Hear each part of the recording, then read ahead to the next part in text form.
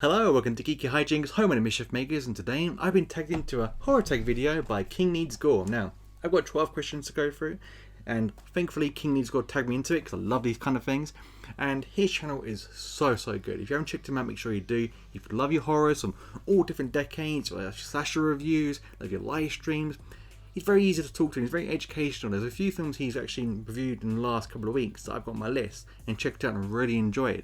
One of them was from the tag video done for this tag video, and that was The Collector. Never seen it, but I've seen it floating around, and I don't know why I've never got around to it. I think maybe I've read some reviews in the past, and that's my trusted reviews. Done anymore, I go by this. And I checked it out today, and my god. And that's why that film is on my list for the similar reason as him, because the way he described it, I was like, I'm gonna check this out, and thank god he did, because it's a great little slasher film. And hey there, oh god, I always get this wrong. Hey internet, Eric here. I don't know why I was getting mixed up. I'm fell into his channel, but everything I've been seeing from him, very good. Again, horror based, very enjoyable. Like I said, I'm fairly new. I know you've got a back catalogue which I will check out, but make sure you check them both out. Their links will be in my description below.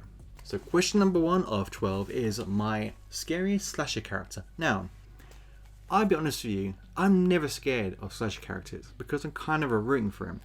Jason, I like seeing his kills because they're so inventive.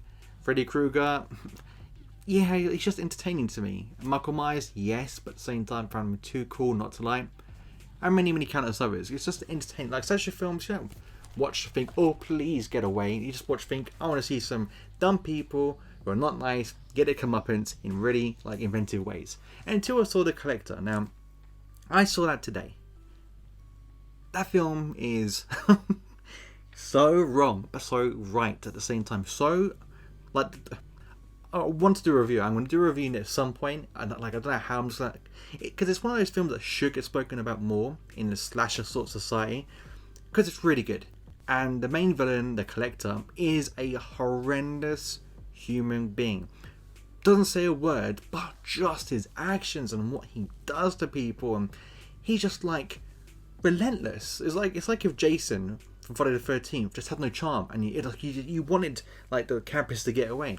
In this film, you want everyone to live. Like, I didn't want anyone to die in this film at all, because the characters, well, not like delved too in depth in, is that even a word?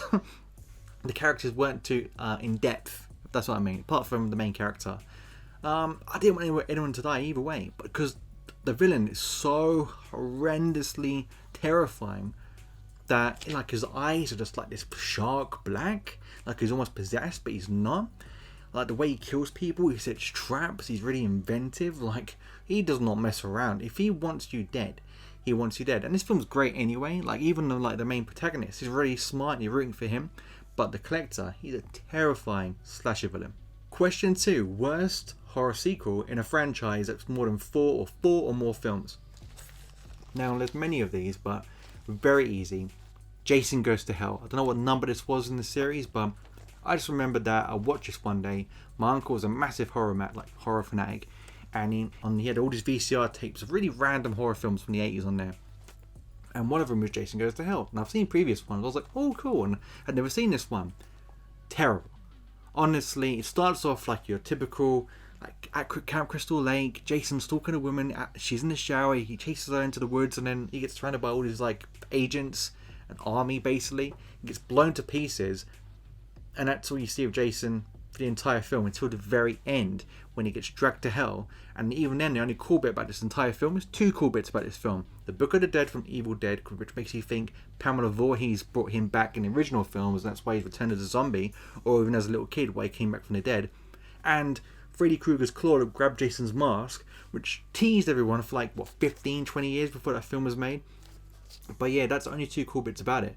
But I just remember watching it and not being impressed. Like, Jason's heart is like pure evil, and it kind of like made the previous films were like not redundant, but just made them less cool, because it was like all these like, what, I can barely remember it, but it was like these little floating worms that was like possessed the evil and made their hearts black, and every time someone ate Jason's heart they became Jason, and when it looked in the mirror they would see him. So stupid. It's basically a film concept that was written and the studios thought, no, this won't work, but let's put a popular horror slasher villain in, and that's what they've done. They put Jason in. It's crap, not good, don't see it. Question 3 is a horror movie you wish more people spoke about. Now, it's a difficult one for me because I've got a really dumb one I enjoy, almost like a guilty pleasure, and one that I generally do like. And I think the one that, like, the serious one of the two is Oculus by Mike Flanagan. I really like that film, and not many people speak about it as a supernatural film. They all go for Insidious or The Conjuring, which are all good. But Oculus, if you really watch it, it's a very smart paranormal film and not by the numbers at all. But it's about brother and sister that witness their parents getting killed in their family home. The son admits to the authorities that the mirror, the ghost, helped kill their parents. He gets locked up in an asylum for the young, I guess, and he's in sort of, conditioned to believe that it was all in his head and there's rational explanations behind it all. Whereas his sister believes that the mirror and the paranormal had something to do with their parents' death. But she doesn't come clean with it, she keeps it secret. And as they age and get older, they meet up.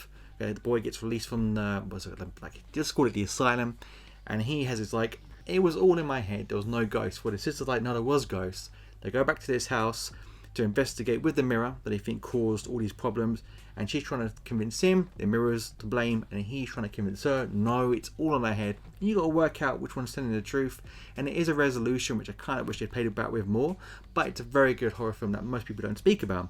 Mike Flanagan's a really, like, he's one of my favourite horror directors. He does, like, even Ouija, or is it Ouija 2? The first one's terrible, but when he took over the second one, excellent horror film. Like, most of his stuff is really good, like Hush, a great horror film, like home invasion film. But my dumb one, which I'll touch on really quickly, is oh my god, Club Dread. Club Dread by, that little team of Broken Lizard who made Super Troopers.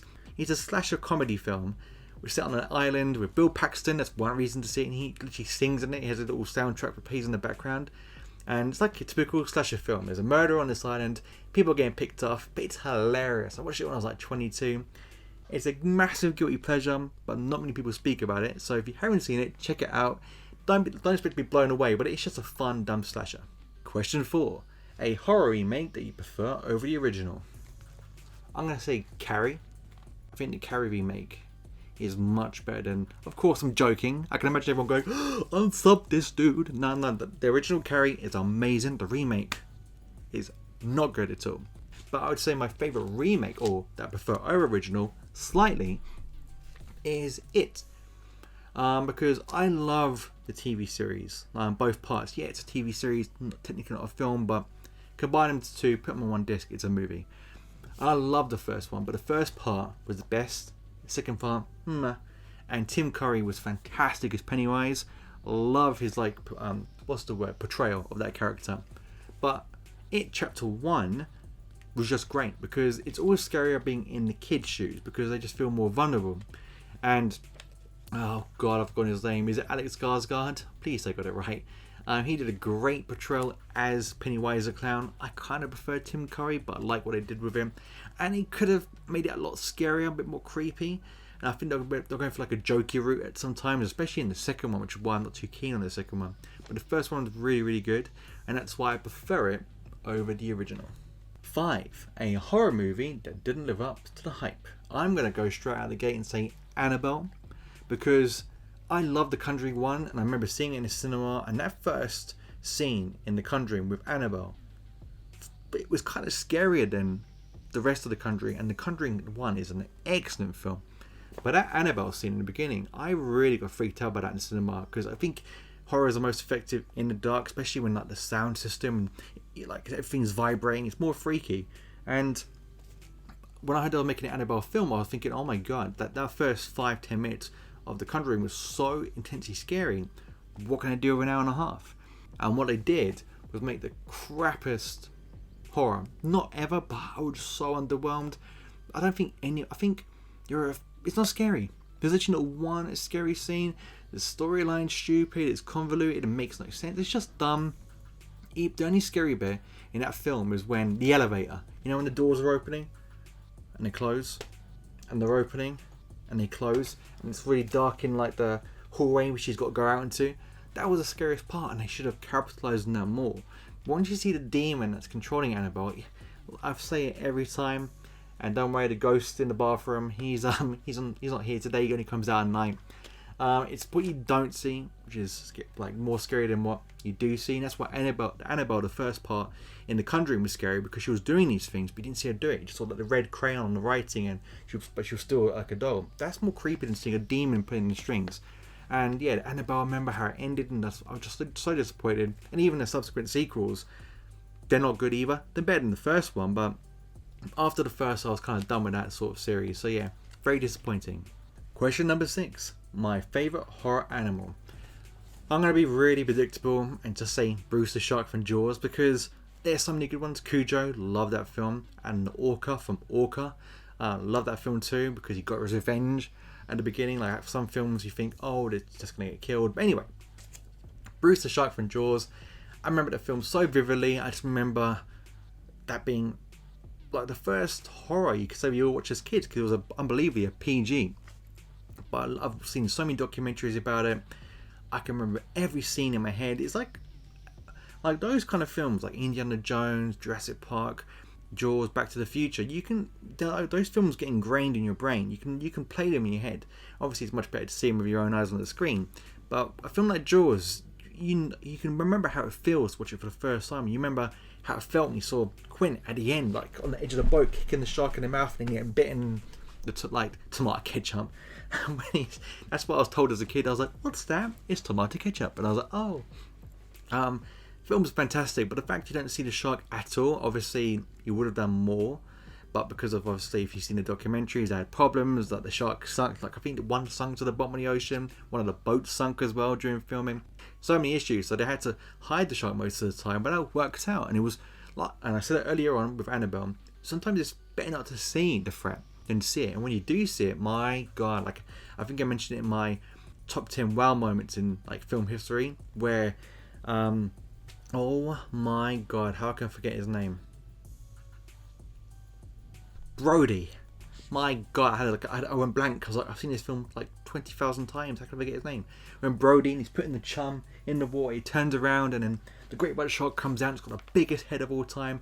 I was just like, so yeah, that's very memorable. Even the eyeball scene, they went under the water when the eyeball comes out his face, really terrifying. But just that presence of the shark without seeing it, it's like I just remember it so vividly. So that's why Bruce the Shark is my favourite horror animal. Number 7, favourite horror book. I don't read. Don't read much. I'm more of an Audible kind of guy. But like my mum's got a load of Stephen King books, and I've never really read any of them. She gave me one book when I was about mid-teens, and it was by James Herbert, called Domain. And I remember reading the first couple of chapters about nuclear like bomb that goes off and people getting killed and like destroyed. Then everyone's got to live in the sewer because of the fallout. If you go up, like above the sewer, you're gonna die of radiation poisoning or whatever. But in the sewer, these like rats have got mutated and they got really big, and the way they like describe chewing people's feet and blah blah blah blah blah, and ripping people and eating them alive, it really stuck with me. And I went to sleep that night and I had a dream. I was strapped in a chair like this, tied up, and rats were literally eating me from the feet up. They were ripping off my toenails, eating my toes, feet, all the way up, just biting me. I remember I woke up really sweaty, and from that day on, I had a fear of rats. Even now, and I've got some terrible rat stories, like real life rat stories. If anyone wants to hear any of my rat stories, I can tell you one day in like a separate video, because one horrifying, I've got many horrifying, I've got loads of horrifying rat stories, more than like a man should at my age, but unless they're like an exterminator. But for like a normal guy, I've had way too many running with rats, and not good ones, and I've had a fear of rats. I didn't even finish the book because it was too scary. My dream was too scary for me to return to the book. So yeah, don't read that much. I think I read a bit of Jaws, but I'm more of a movie guy, so yeah, I kind of stick to the movies. But yeah, Domain by James Herbert is my favourite horror book for what I read and the impact it had on me. Question number 8, my favourite fire stunt in a horror. I'm just going to come out and say I love the scene of Jason Voorhees covered in fire in Freddy vs. Jason in the crop field, coming out all lit up, just slicing people up, cutting them up while on fire. So you want about that film, I don't care. It's a guilty pleasure of mine, I like it, and that scene was amazing, so that's my favourite fire stunt. Question 9, a horror film you feel you only enjoy. Freddy vs. Jason. Again, what was anyone expecting? Like, from a film called Freddy vs. Jason? Were they expecting, like, the best slasher of all time? No, this film is dumb. Like, the main kid, the main guy that's the boyfriend of the main lead girl, he's the most annoying guy in any horror film. He just bugs me. He's always smiling. He's an annoying face. I just want to punch him. But if you're just coming for Freddy and Jason killing teenagers, it's not a bad little story. You got like Freddy wants to come back, but he can't because he feeds on the fear. That's what gives him the power to kill people in their dreams. And then he resurrects Jason to kill people on Elm Street to make people think Freddy's back, so they talk about him more, he can gain his power and then kill people. That's a great little concept. It just, the execution wasn't great, but it was a guilty pleasure for me. I've watched it about 5 to 10 times because it's just dumb fun. Like, you can turn your brain off, and yet there's some really stupid scenes, and the acting is not good at all. And some of the better characters die early on in the film, but for me, it's just like dumb fun. And that's why it's a film that I believe I like. If you like it, let me know in the comments, but for me, it's a guilty pleasure. Question 10. Coolest looking horror creature. That's got to be Pumpkinhead from the film of the same name. Again, most of these horror films, especially 80s horror films, I watched when I was like mid-teens, because there was like the Sci-Fi Channel and plus late night TV shows. When you stay, you know, it's like you get to like 15, 16, your parents go to bed early, and you sort of stay up till 4 in the morning watching films. And most of them you watch are horrors because you're not allowed to watch them as a kid. So now you're allowed to stay down on your own. You're like, haha. And I remember Pumpkinhead scared the crap out of me because that noise it makes when it's nearby, that little noise it makes, and the way it looks, and the way it just like it killed people. It was really good film. And that's also a film more people should talk about because it's great. Like Stan Winston, who created Pumpkinhead, yeah, it's got like an alien aesthetic to it, but it's not. It's like if little Sam here was on steroids. That would be Pumpkinhead. And I remember it just freaking me out. Good story. Was it Lark Henriksen? I always get his name confused. His son dies. He wants to get revenge. Goes to this witch lady who resurrects Pumpkinhead to kill the kids or teenagers that caused his son's death. And that's basically the story.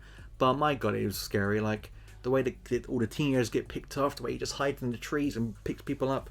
Terrifying. And when you do see him, I was just like, oh. So yeah, Pumpkinhead is one of my favourite creature designs. Question 11. A horror movie you didn't expect to like, but really ended up enjoying.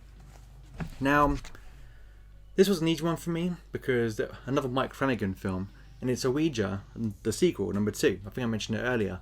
I hate the first one. I hate generic horrors. They take a concept and they just...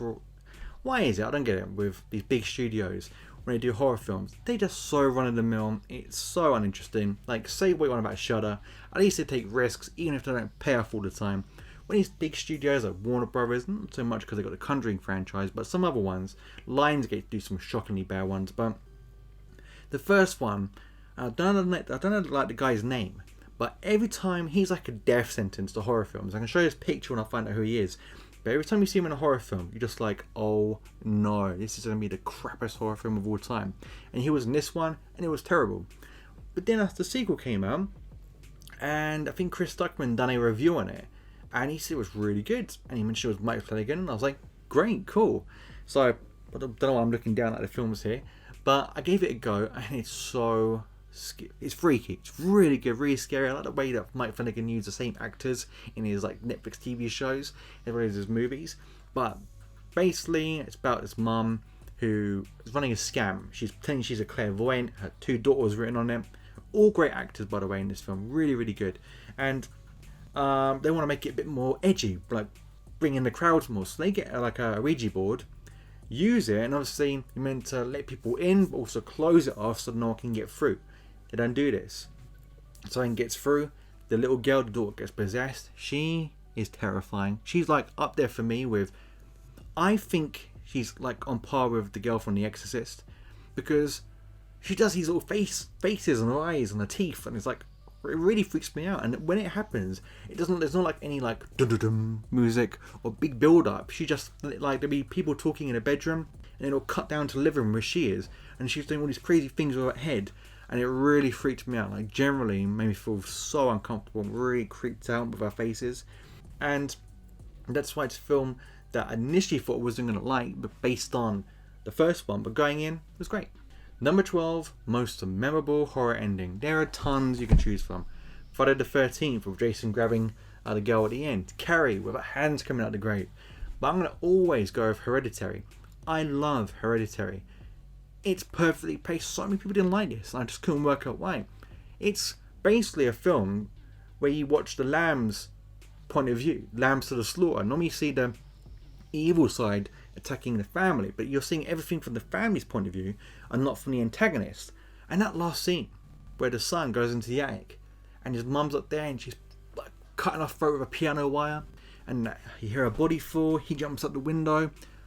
That whole setup from him waking up and her like in the corner of the room looking really creepy, and then that scene in the treehouse. So what it is about that treehouse scene in Hereditary with the music and like dismembered bodies kneeling down and his sister's head, like with and everyone kneeling down, all nude. What the hell's going on? But whenever that scene comes on, I don't know what it is. I can't explain it. It's just fascinating to me in this film. And when you do like the research into him more about the film and about Paimon, like that demon, one of the demon kings, whatever it was, I forget now. It comes more fascinating to me. So when I watch this film, I've seen it like 5 times. I know what's going to happen each time, but it's such a satisfying but morbid ending. I love it, and that's why it's my most memorable horror ending. And that's the end of my horror tag. So that's the end of it all, guys. I really enjoyed this one. Thanks so much to King Needs Gore for tagging me into him. I love these videos, and it took me a bit longer to get around to it, but I went away, got behind on my videos quite a lot. Back on track now. Really enjoyed doing this one. Made my mind think. Had to change my options a lot of times. Like the collector wasn't in there before. I put Hatchet in there because, like I said, I don't get scared of slasher films, but he was kind of freaky because you couldn't stop him. Watch a collector. Mortified. Switched him in. And thank you very much for letting me know about that film. But make sure you subscribe to both King Needs Gore and Hey Internet, Eric here, because both great guys with both great channels. But I'm going to tag... How many am I to tag again? Is it 4 or 5 or 3? Well, if I don't tag you, just do this, because there's so many great people that I like subscribe to, that like I follow me and I follow them and I watch all their content. I can't really pick, and so I'm going to pick some different people this time around to do this, because I think I might get a kick out of him. So let's see who I've chosen, because I haven't actually remembered to have wrote down. Okay, so I am going to tag Paul Tams. Great guy, great channel. Really like the guy. Like, love seeing his progress with his channel. Like, he's gone over 100, way over 100 now. But I really like him, and I think he would enjoy doing this, because I think he loves his horror films too. I'm going to choose the Movie Insider. Again, great guy. I'm a massive advocate for his channel. Real, like, I wanted to get to 100. What is going on? He's on like 77 last time I checked. Should be on 100. But again, I think he's loves his horrors too. Like, I think he messaged me the other day on Instagram asking about The House. And I like the first one, but I haven't seen it for such a long time. So I wonder, did you buy it? I have no idea if you did. But I'm going to tag you into this because I think you would enjoy it. I've also chosen Fever Dream Theatre, because again, I think you would like that. I don't think I've tagged you in anything ever, and I always see you like in my comments saying, this looks like fun, and I'm like, I'm sorry. So I'm going to tag you into this, because again, his stuff is amazing. Like, all these people I'm mentioning are so engaging and so like so refreshing. It's so nice just like sit down with a cup of tea or a coffee and just watch really good content. So make sure you sub to these guys, because they're great. And I'm also going to throw in my number 4, because I don't think I've tagged him in anything, but I spoke to him about this the other day, because I enjoy his content, and that's Alan Scouser, or Scouser Alan, or Alan the Scouser. I forget now, but you know who you are. And I love his stuff. He was, I'm not lying to you, he was probably the first person I subbed to with this channel. And that's because I didn't know what I was like. I didn't know the structure for a review. I wanted to see what other people were doing, just to get an idea how to structure it. And obviously my structure is mental, so I went with that. But I like Alan. He's got like he loves his horror films, and I loved him to hear him like talk about all the classics, from like Frankenstein, the Wolfman, Dracula. And because of him, I now know the word superlatives, because I think he uses it in every video, and I was like, what does this word mean? So even when I've got him playing, if I'm like, say for example, pottering about, tidying up, and I've got him playing, and he talks about a film, and he's really passionate about it, I'm waiting for his, like, he needs to get on a t-shirt. He always says, like, I could utter superlatives so much about this film. I love it when he says it, because it's like his little catchphrase. And It's like when The Rock goes, just bring it. But that's Alan's version. I'm just waffling on now. But make sure you subscribe to these guys because they're great. But I can't wait to see what you do in regards to this tag video. And of course, if you enjoyed this video, drop me those likes because it always does help. But until next time, stay out of trouble.